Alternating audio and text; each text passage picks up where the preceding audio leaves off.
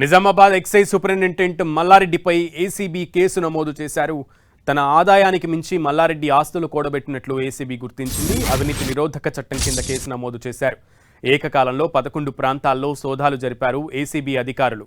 మల్లారెడ్డి బంధువులు, బినామీలు, అనుచరుల ఇళ్లు, కార్యాలయాల్లో తనిఖీలు చేశారు.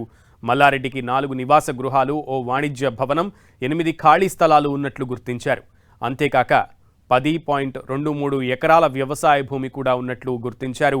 ఈ దాడుల్లో 3.31 లక్షల నగదు స్వాధీనం చేసుకున్నారు. బ్యాంకు ఖాతాల్లో 50 లక్షల డిపాజిట్లు, భార్య, కుటుంబ సభ్యుల పేర్లపై 3 బ్యాంకు లాకర్లు ఉన్నట్లు అధికారులు చెబుతున్నారు.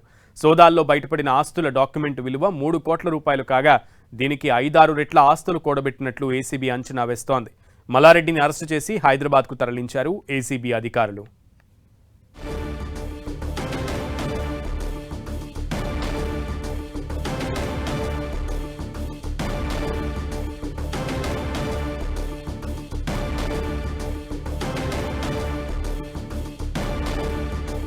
ఇవాళ ఉదయం నుంచి నిజామాబాద్ ఎక్సైజ్ సూపరింటెండెంట్ మల్లారెడ్డి నివాసంలో ఏసీబీ సోదాలు కొనసాగాయి.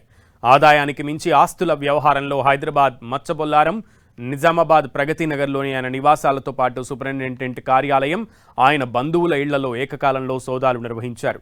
మొత్తం 11 చోట్ల తెల్లవారుజాము నుంచి ఏసీబీ సోదాలు కొనసాగాయి. గత 6 ఏళ్లుగా మల్లారెడ్డి నిజామాబాద్ ఎక్సైజ్ సూపరింటెండెంట్గా పనిచేస్తున్నారు.